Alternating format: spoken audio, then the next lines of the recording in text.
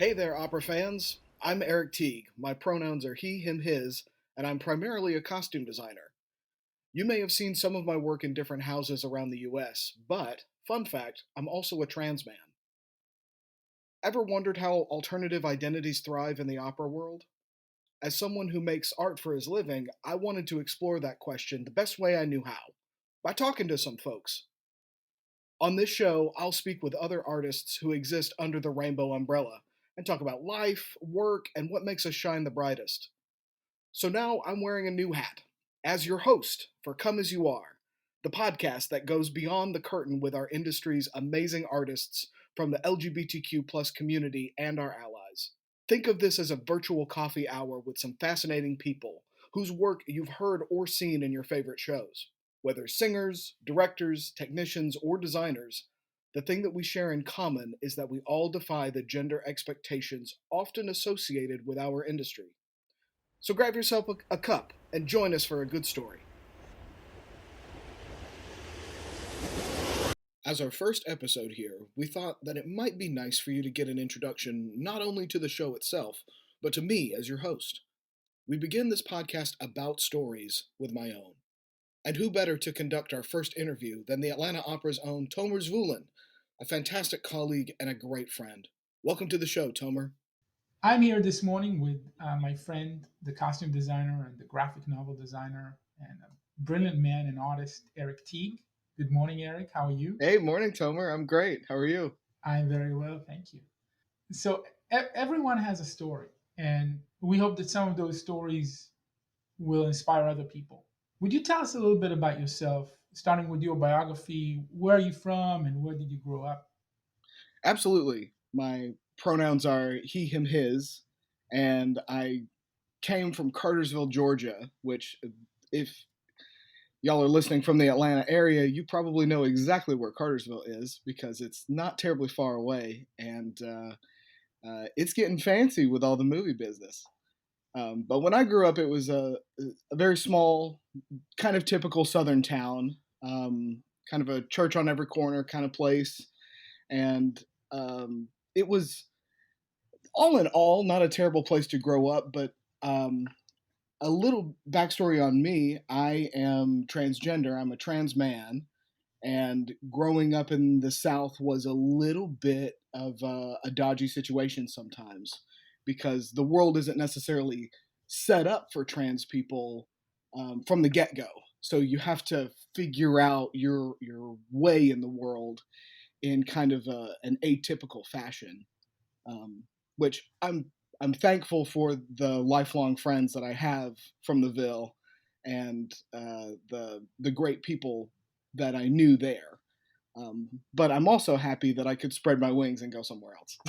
When did you discover that you're an artist growing up in Cartersville? Oh, from the get go, from the moment that I could hold a crayon, there was some kind of art happening.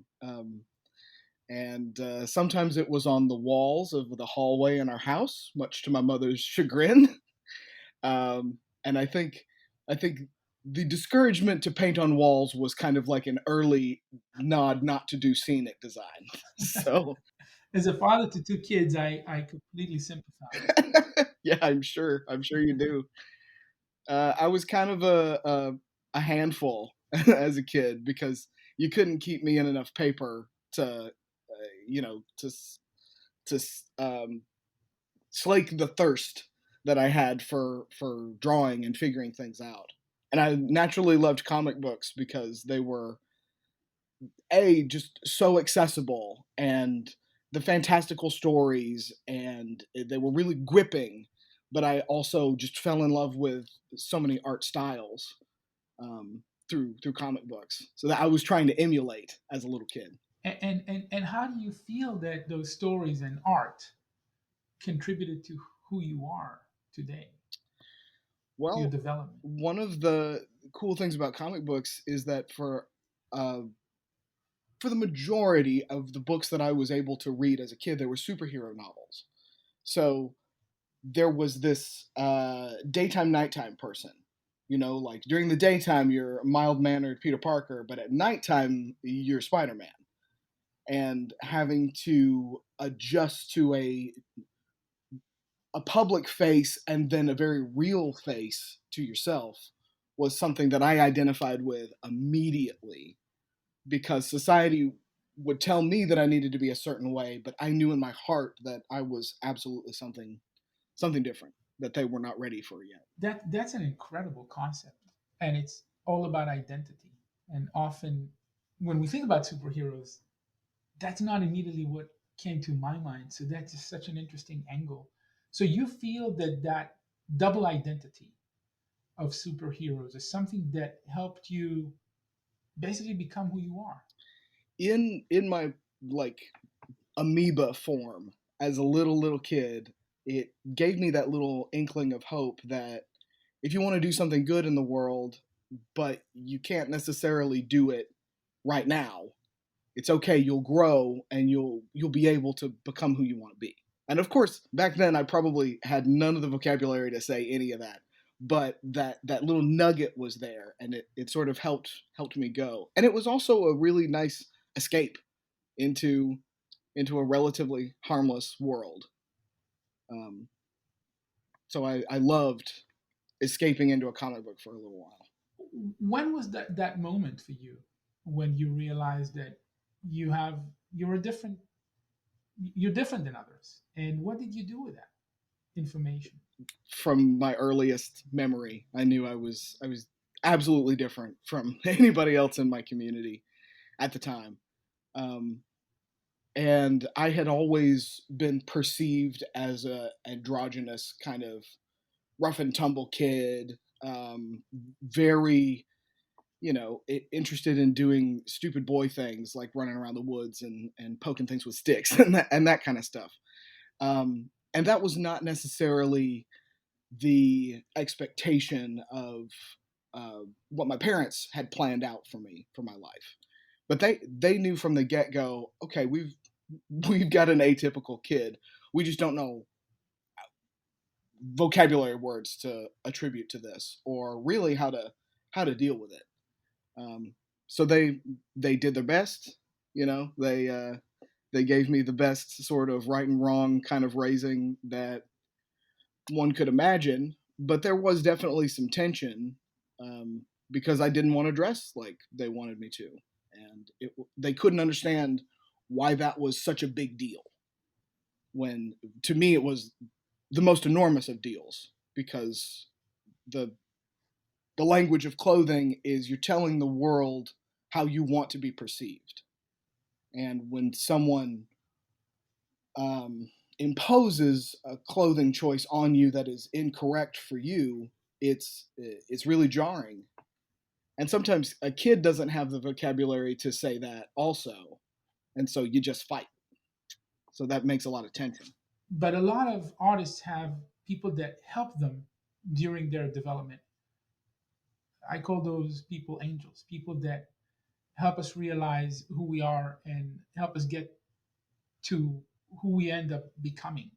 Who are those angels for you? Did you have anybody in your life that helped you become who you are? Oh, totally, totally. My my father's youngest brother is my favorite uncle, and his name is Greg. And Greg is gay and is an artist at heart, and he pursued music for a long time as a singer. And he was the one that first exposed me to opera and the opera world and things considered high art, and things that were elevated and sublime, and not just I call it the Cartersville loop, which is like people get caught in this cycle of a small town where my mama and daddy are from here, and I'm gonna stay here, and I'm gonna make some more kids, and I'm gonna be here for the rest of my life. That kind of thing. And if you can break the loop, if you can break the loop and live as much truth as you can, then some people flourish.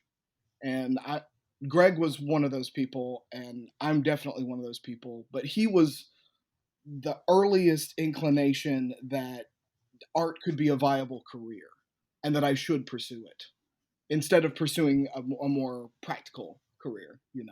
When you think about so many people that feel different, that feel like they don't belong, what what would your advice be to them?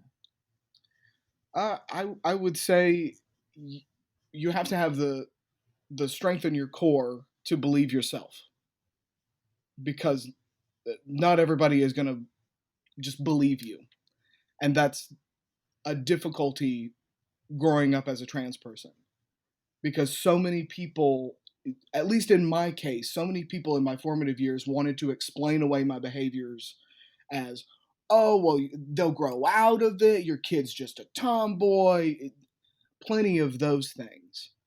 But the truth of the matter was, I I've been transgender my entire life, and it's never been some kind of phase.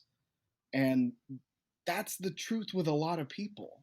Now, some folks come to their realization of themselves much later in life as they do more soul searching or have more exposure to trans people who are safe, sane, employed, and living, because that's there's a tragedy often associated with transness, because that's often what we see in the media if you see trans people at all. Now, thankfully, that is changing, because we're a significant part of the population and we're a significant part of the arts, for sure. You're seeing shows like Pose and Euphoria, and shows that show real people that happen to be trans, and that's the casual cool part of it. They leave all of the drama to the storytelling and not the trans identity. Um, so I guess getting back to what I would say to a young person is believe yourself and stay stay strong, and know that your situation will change, because change is the only saving grace in life. And so the other side of the coin is that tricky journey that led you to where you are probably created some incredible obstacles and difficulties. Oh, When you think of one of the most difficult ones, what would they be? oh man. Well, when you go through life and your legal ID does not match the physical human that might get pulled over by a police officer in the middle of the night because you've been speeding a little bit, that sense of anxiety is difficult to describe, because if you don't look like you should on that little card, it could be a world of trouble for you, and it often is for a lot of people. Living with that anxiety day to day was really a challenge. Also, the threat of violence. Let's be real.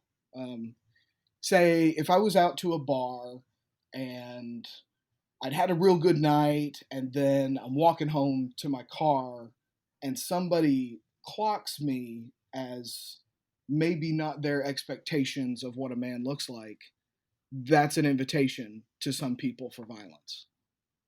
So that was always in the back of my head. You all you always sort of have that knee jerk reaction of how am I going to get out of a place if something bad goes down.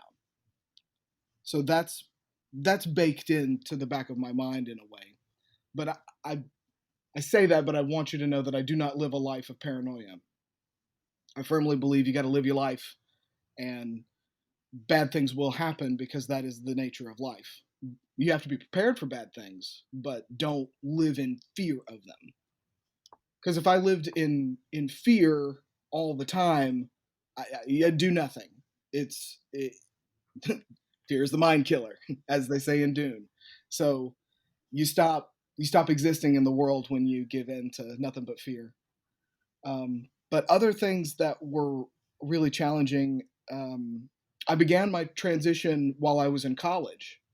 So because I have known myself my whole life, and I came to the realization that I don't want to live with regrets. I want to still be able to grow at the same pace as my cisgendered contemporaries, and I needed to make sure that I was in the form that suited me best to do that. So while I guess regular kids were, spending their beer money on beer and movies and whatever, I was going to therapist appointments before class, or I was going to endocrinologist appointments and going on this process with a small group of friends, but not other trans people. I was going it alone in that way, but I really wanted to prove that I could do it, and I wanted to prove that I could do it in Cartersville of all places. So I did my name change legally at the county courthouse, and I did my gender marker change there as well because I didn't know if anybody else had done it before me, but I wanted to make absolutely sure that there was some case in recent memory that could be looked at if someone else was looking to do this. The realization of how courageous this was is really hitting me. So when you say you did that in college and in Cartersville, so you went to Kennesaw State University for undergrad, and then you went to Boston University. Mm-hmm. So this happened while you were still an undergrad. Yep. I can't imagine. This is incredible.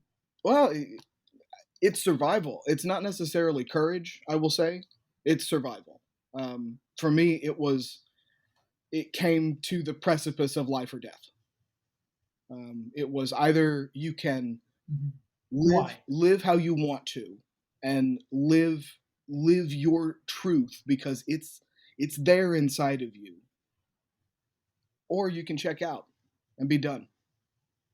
Because all of the stress and all of this heartache, it takes its toll on a person, especially a young person. So I made the decision to live, and some people don't get afforded that. So I come from a place of privilege that I could make that decision instead of it being made for me. And so then you went through the process, and you went to Boston, Mm-hmm. and I would imagine that spreading your wings in a way and leaving the state that you grew up in was a major point in your life, in your identity, in your career. Can you tell us a little bit about it?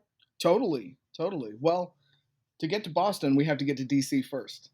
So through those competitions Uh-huh. in college that I was talking about, I got a internship at the Shakespeare Theater in DC. So that was like I was supposed to graduate college, go to this year-long internship, and then who knows what after that. It was just, take step by step. But unfortunately, at the end of my college career, my father unexpectedly died. It was a shock to the whole family, and I had a very good connection with my father, so it immediately plunged me into a grief and a mourning that was very difficult to deal with. But those angels, as you called them in my life, really rallied. And even though they were grieving too, because a lot of people really loved my dad, um, they were the ones that said, "No, no, no, you have to take this internship.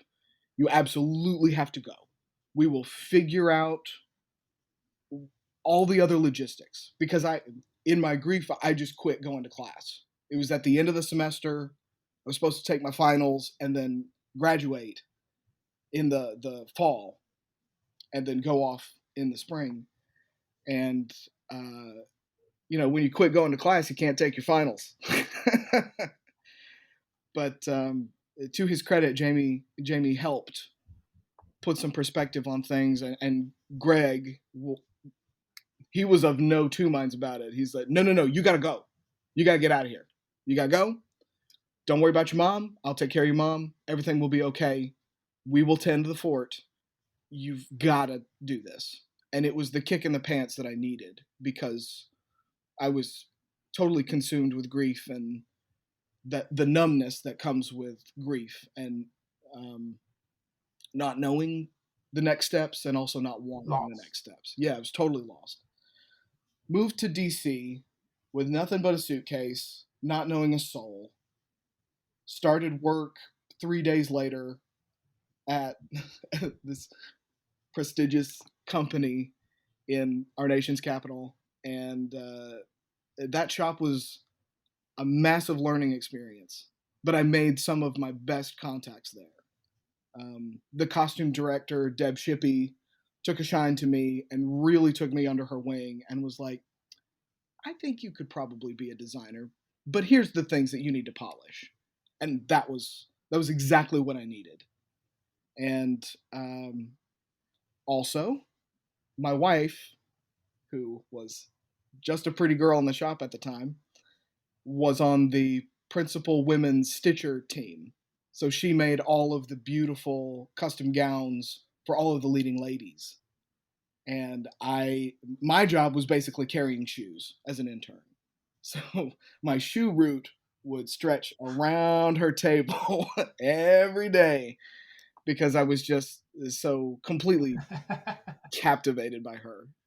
She's incredibly talented, and she was this beautiful goth girl working in a costume shop. Well, what can I say? So from that job, I love that.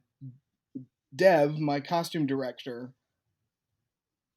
called some of her friends at BU, Boston University, and said, I've got this guy that might be a good fit for your program. Can he show his work to some people? And it just so happened that Jim Noon, a scenic designer who teaches at Boston University, was designing the set for one of the shows that season. And little did my little intern brain know, but doodling at tech might actually get you somewhere, because Jim had been looking over my shoulder as I was goofing off in tech one day, drawing, and he asked to see my book. So this is still back in the day when you had a physical portfolio, and so I did not have a book, but you best believe I went home and made one.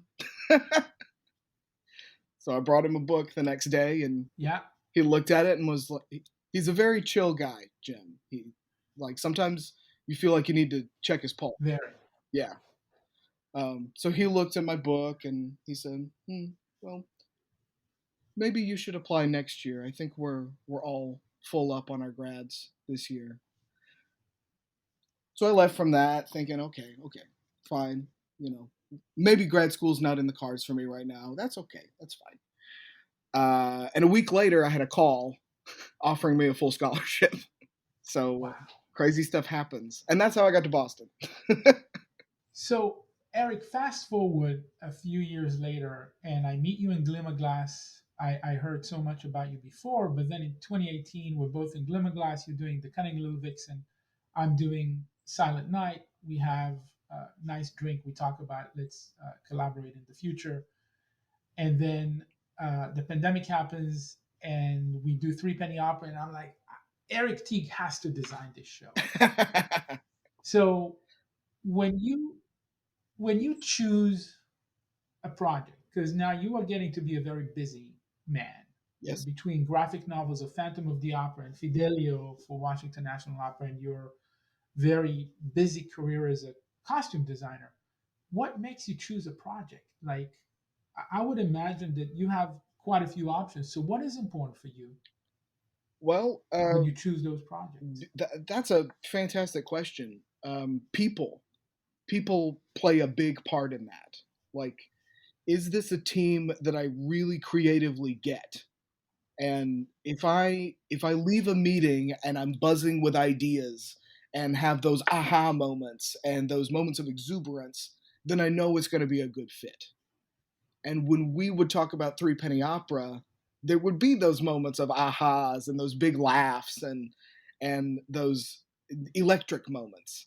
So I knew this was going to work out great. So that's a big component for me, is getting the team right. And unfortunately, the timing has to be right. So nuts and bolts things like that. Timing and money are always an important part of that. I wish that I could just let my artistic heart go and, fly off to wherever at any time. But this is a business, and I have to be a businessman at the same time that I'm being an artist. So over many years, I have learned that make sure to pay attention to your calendar and make sure that you pay attention to the cash side of things, because that's what's keeping you going to do everything. Um, the other thing is, I mean, just Yeah. the subject matter. If I get offered a show that is a bucket list show like Three Penny that I've always wanted to do and I've always wanted to do in a crazy way, absolutely I want to take that over something that perhaps I've done before or I've seen someone else do before really beautifully, and that I know there are things that I do well as a designer, and there are some things that other folks do way better as a designer. So there's enough work for all of us, I firmly believe. So I should take the things that really, really appeal. It feels like you went through a big change in the past couple of years, because when I met you and spoke to you, you did not share any of this, Yeah, and it was not public knowledge about your trans journey. yeah. And you made a decision, I think, about a year ago to talk about it publicly. What led you to that, again, courageous choice? Because I think it's so important to share it so that other people are inspired by it. But what made you take that choice? Well, for a long time, my sense of survival was staying under the radar. Like, yeah, let your weirdness be the thing that people focus on. Oh, as a goth guy, whatever, whatever, whatever. Um, so I let that again be my armor for for my trans journey that was underneath that, out of a sense of safety and a sense of security. And the people closest to me all knew, of course, and I had those very select few who were my safe community, but I still was in very much that mindset of keep it close, keep it secret. That's yours. That's yours to tell, and it doesn't need to go anywhere else. It's nobody's business. But over the pandemic, like a lot of people, I had plenty of time to just sit and think. Because when I'm in full production mode, there's not a lot of sitting and thinking unless it's about work. So you expend so much energy working, working, working, working, working. Taking time to reflect on yourself is not often on the table. And that's true of anybody. Anybody with a really demanding career has to fight to take those times to think, well, how am I doing in me? What's my temperature in me? And do I need to talk about anything and stuff like that? And regular therapy works. Um, but all of my shows got the axe, and then we all went into quarantine, and I just kept thinking and thinking and thinking. This is the one area in my life that I'm not completely open about, and I value honesty above pretty much anything else. So I felt like I wasn't being honest with the world. Not that I owe anything to anybody. Let's be clear on that. Your truth is your truth, and you choose what you want to do with it. But I felt like I could probably do some good in the world if I was more open about it. So I made the decision that it's time. I want to start making more art about this subject. I want to start exploring that a lot more, and I think it's time. So I made a big old Facebook post because I'm a millennial and that's how we get news out now. Um, and sent it off in the world and had no idea how that was going to go. Because 10 years ago, it would have been a career threatening thing. But thankfully, not anymore. I do have one last question, and it's coming from a bit of a vulnerable place Okay. for me, and that is, we live in a world, and I'm very grateful for it, that is very sensitive, where we want to make sure that when we talk about things, we are using the correct ways. And as we learn more and more about stories of transgenders, trans men, trans women, one of the things that I noticed with my team that is very passionate about sharing those stories is wanting to make sure that we use the correct terms, Mhm. that we are not saying something that will come across as offensive. Do you have any advice for us as we launch this podcast and a festival that features as one? Absolutely. And my first step of advice is listen to the humans you're talking about. So when someone offers you their pronoun, that's sacred. That is, this person has told you how they feel. So you must respect that at all costs. It does not matter what you think you know about a person. You don't. Listen to the person. So pronouns will be aggressively respected from my point of view. Um, and I say aggressively respected. People make mistakes, and mistakes are okay. Just correct yourself and move on. Don't dwell on it. Don't belabor the point. Or if you are corrected, just nicely say, "Oh, okay, correct," and move on. And that's all you got to do. That's all you got to do. I don't even begin to imagine, like I said, the journey that you've been through. But there is so much that your story stir up in me as well, and I'm so grateful that you you shared it, and I look forward to working with you, Eric. Thank you. Absolutely. I want to thank Tomer so much for this interview today. When he asked me to do this podcast, my first thought was, for real? I do costumes, not podcasts. And certainly not podcasts about deep personal issues and art. It seemed really crazy to me. But I took a moment and I realized what an amazing opportunity it was that he wanted to hand me the mic. So, from here on out, I will be your host for this show. I'll use our lovely time together to speak with people from different disciplines and backgrounds in an effort to normalize queer artists' lives through their stories. Because at heart, good artists are storytellers, and we've all got a good one. Another huge thanks goes out to the team at the Atlanta Opera who has made this podcast possible with their awesome support. I hope you enjoy listening and maybe learning a little something about living in somebody else's skin. And remember, y'all means all. So come as you are, and the spotlight is waiting. Bye, y'all.